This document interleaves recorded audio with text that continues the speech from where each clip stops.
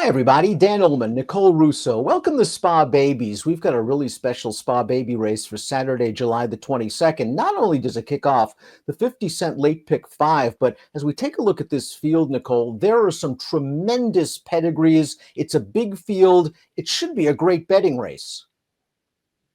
Absolutely. It's a really fun Saturday for 2-year-olds at Saratoga. As you said, some very well-bred runners in this race, which is sandwiched in between stakes on the card.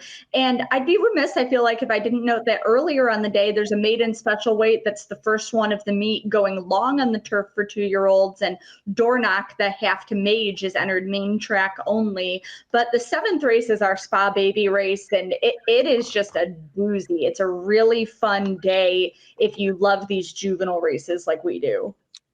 And we have 2 horses on the also eligible list, the 1A Hamilton's Way and the number 11 Ascendance. We'll kick things off in program number order, starting with the number 1 Society Man, going out for trainer Danny Gargan, who will have Dornach in the first race, the half-brother to Mage. And Society Man was outworked by that one last time out on July the 13th. But this horse is a nice little pedigree. $85,000 yearling. Good Magic does very good work with juvenile debut runners. And Danny Gargan's 2-year-olds have been firing so far. Yeah, and our colleague David Grunning highlighted just before opening day that Danny Gargan was really coming into this Saratoga meet with kind of his best crop of 2-year-olds to date. We've already seen that. He has some very live horses on Saturday. This one by Good Magic, who did have Kentucky Derby winner Mage in his first crop. They came out running last year as 2-year-olds, which, you know, Good Magic was entitled to do. He was a 2-year-old champion himself, but then trained on at 3, and we've seen that from his horses. They come out running at 2. They get better as they go on. His second crop of 2-year-olds this year have come out running, which is a very encouraging sign, kind of against the trend of what you see from young stallions sometimes. All signs point to Good Magic really being a force for years to come. Society Man, number 1, breaks from post 3. The number 2, Daily Grind, is going to have to overcome the inside post position. This is a $1.35 million yearling by Medaglia d'Oro, and he is a full brother to Anno Dior, who won his career debut and placed in the Breeders' Cup Juvenile. Wayne Lucas has a very expensive 2-year-old, and as you've mentioned on previous editions of Spa Babies, Lucas seems like he's got a good crop of 2-year-olds this year. Absolutely. He's got some relatively newer clients. They were really bullish in the yearling market last year, purchasing a number of, very good looking horses.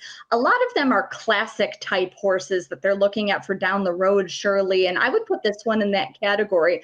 Medaglia d'Oro over Tappet as a broodmare sire. That's definitely a classic type pedigree. I remember this one at the sale last year having just a beautiful, fluid, long striding walk.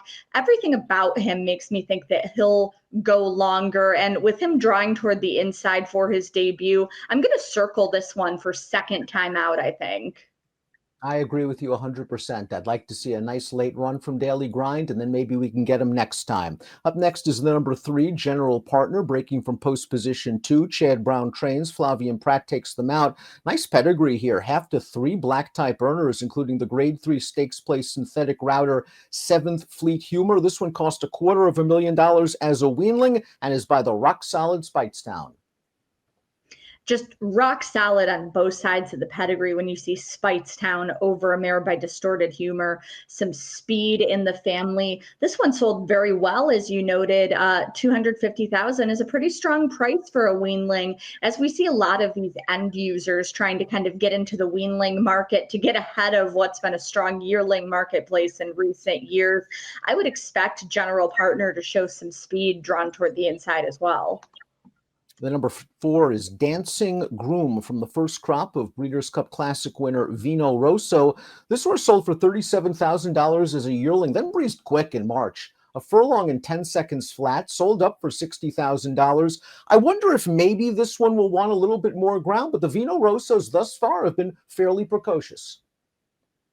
Yeah, and the Vino Rossos have really surprised me. I thought he had all the tools to be a good stallion, being by emerging sire of sires Curlin with his accomplished race record, with a lot of support in his early seasons. But I certainly expected them to want some distance and to improve as a 3-year-old, as a 4-year-old, as he did. And he's got 4 winners so far, including Bashford Manor winner, the Wine Steward, to be toward the top of the freshman sire list. So the Vino Rossos have come out running, but Dancing Groom's female family to me definitely says distance as well.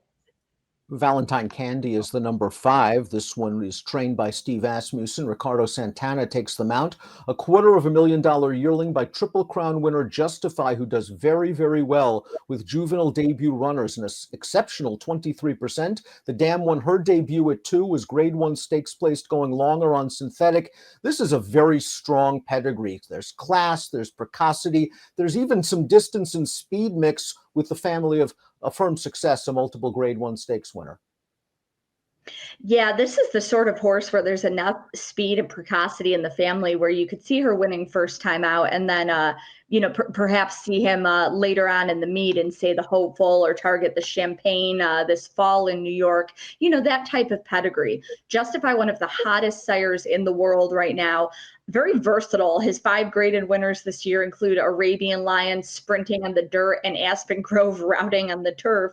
And he's also got the top rated 2-year-old colt and filly in Europe right now. Just as you said, just a strong, strong sire, especially with those debut starters. And right next door is another colt by Justify. The number 6 is Annointed. There's a lot of turf on the bottom of this family. This mare is by Frankel. She is a half-sister to Decorated Knight, a multiple Grade 1 stakes winner going long on the turf. This is the family of the Iron Horse, the Great Giants Causeway, who of course ran very, very well in his only start on dirt. Yeah, and this is very interesting to me. As I pointed out, Justify is a versatile stallion.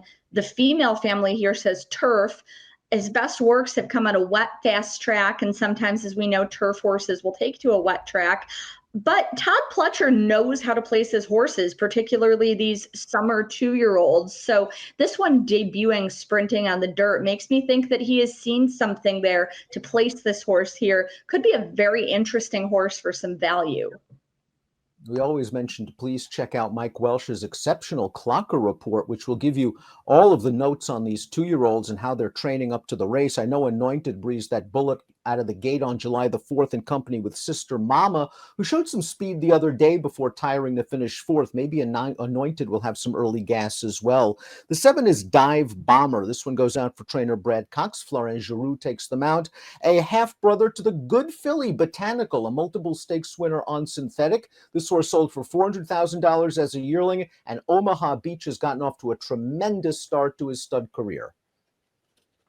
Yeah, Omaha Beach, another stallion who's very well regarded, got a lot of support early at stud. He was a Grade 1 winner, both sprinting and routing. So you would think that his offspring would show some speed and then be able to stretch out. He's got 4 first crop winners so far, including the very impressive Pirate last Saturday. The broodmare Daisy, a very good young mare, already has Botanical on her resume, as you mentioned, and Botanical, a speedy filly that makes me think this one will show some foot. This one, another one, got some nice works for Brad Cox. And we always say watch the board. There's a number of these horses here who, to me, have a lot of value on the morning line, and you're going to have to see which way the crowd goes a little bit, I think. One of those horses that might offer a bit of value is eligible to show some speed. That's the number 8, World Fair, a son of Tapiture, who sold for $220,000 in April after blitzing a furlong in 9 and 4. And Tapiture does very well with juvenile debut runners, winning at 15%. A half-sibling Jumeirah won the career debut as a 2-year-old. And as you see, lots of class in this female family. 2-time Breeders' Cup Classic winner Tisnow and Painter, etc. Yeah, and you mentioned Tapature's strong statistics with his 2-year-olds. He is just a racehorse sire. They're rock solid horses. Tapature was overshadowed in that very deep freshman class a couple of years ago with American Pharoah and Constitution leading the way. But Tapature has just continued on to kind of quietly be very solid at every point in his stud career. Ron Roquette's barn, I do typically like them with a little more experience under their belts, but this one worked so quickly at the 2-year-old sale in April that makes me think that this one might be primed first time out. Jose Ortiz rides Anointed, the number 6 for Todd Pletcher. His brother Irad rides the number 9 Protective, also trained by Todd Pletcher. It appears these two have been breezing together in their last couple of workouts. Protective, a $250,000 yearling, also by Medaglia d'Oro. The dam won her career debut, and she was a very fleet juvenile Grade 1 stakes winning sprinter. There's a lot of class and precocity in this pedigree. I expect Protective to run pretty well in his debut. Yeah, I would think so as well. You talked about that beautiful pedigree where Grace Hall was a Grade 1 winning 2-year-old. Despite her speed, I remember her as a big, scopy, leggy horse on the track. And maybe this one was a little bit immature looking as a yearling, which accounts for sort of that lower end price, relatively speaking, considering that beautiful pedigree. I certainly, wouldn't hold it against him.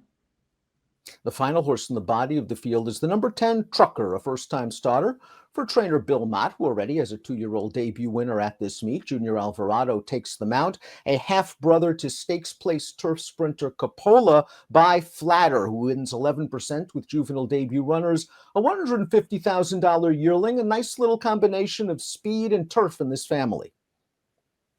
Absolutely. And Flatter, the late great Flatter, another one who is just a racehorse sire. And he is that rare son of AP Indy that can really impart speed into his progeny. That said, looking through this one's work tab and overall pedigree, and having drawn the outside post, that makes me think that this one is sort of the quote unquote typical 2-year-old from the Bill Mott barn, where maybe we'll need a little bit of experience. We'll see him again later in the meet with a stronger effort.